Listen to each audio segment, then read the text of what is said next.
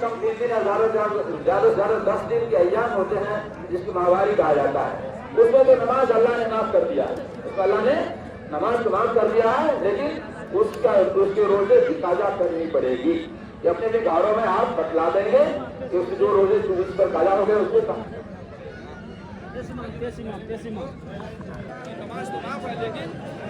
روزوں کا قضا کرنا بہت ضروری ہوگا۔ اور اس کے علاوہ اور جو 15 سال کی عمر سے لے کر اب تک کی عمر میں آپ کے جو روزے چھوٹ گئے ہیں بیماری کی وجہ سے یا مسافرت کی وجہ سے یا اور کسی لاپرواہی کی وجہ سے روزہ قضا ہو گیا ہے کچھ، تو پہلے اس کی قضا کر لیجیے جتنا جلد ہو سکے، لیکن یاد رکھیے سال میں 5 دن روزہ کا رکھنا حرام ہے، سال میں 5 دن روزہ رکھنا حرام ہے۔ عید الفطر کا دن، عید الاضحیٰ کا دن، اسی طرح 11ویں تاریخ 12ویں تاریخ 13ویں تاریخ کو روزہ رکھنا جو ہے حرام ہے۔ اس اللہ نے روزہ رکھنے کا حکم دیا تھا رمضان میں، اسی اللہ نے عید الفطر منانے کا، عید الاضحیٰ منانے کا، عید الاضحیٰ منانے کا اور روزہ نہ رکھنے کا حکم دیا ہے۔ ان دنوں میں آپ روزہ رکھنے کے لیے کیا خوشی ہوگی؟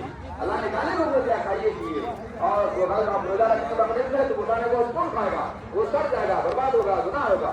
تو بھائی میرے دوستوں بزرگوں، تو سال میں 5 دن روزہ رکھنا یہ حرام ہے۔ عید الفطر کا دن، عید الاضحیٰ کا دن، 11ویں تاریخ 12ویں تاریخ اور 13ویں تاریخ کو روزہ رکھنا حرام ہے۔ اس کے علاوہ اور بہت سارے روزے ہیں جس کی بہت بڑی فضیلت ہے۔ مثال کے طور پر یہ شوال کا مہینہ ہے، 2 تاریخ سے لے کر 29 تاریخ تک یہ شوال کا مہینہ ہے، اس کی بہت بڑی فضیلت ہے۔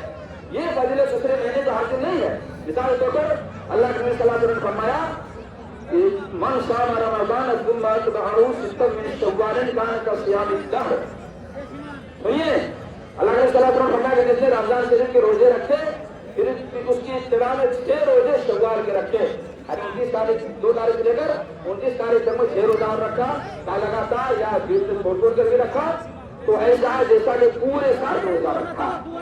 رمضان شریف کو روزہ رکھا 1 مہینہ، 10 مہینے کا روزہ رکھنے کا ثواب ملا، اور اگر 6 روزہ شوال میں رکھے گا تو 6 ہوا 2 مہینے کا یہ ثواب ملا۔ لیکن رمضان کو روزہ رکھا تو اس مہینے میں شوال میں 2 تاریخ سے لے کر 29 تاریخ تک میں لگاتار یا غیر حاضری کر کے بھی اگر 6 روزے رکھ لیے تو اس کو جو ہے پورے سال کے 100 روزے حج کے مہینوں میں سے ہے۔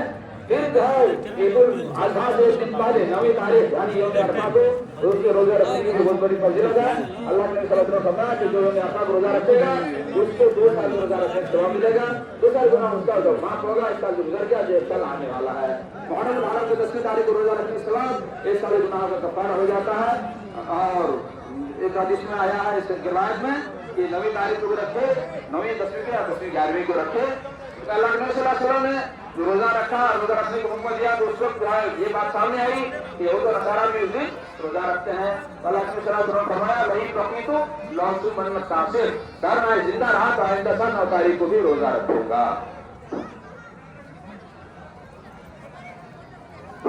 دونوں نظر کا ہے رسول ہے اللہ تعالیٰ آگے بیٹھتے ہیں، صرف 8 منٹ باقی ہے، 8 منٹ باقی ہے، خاموشی کا مظاہرہ کریں، راستے میں جلد آ جائیں اور سب پر بیٹھ جائیں۔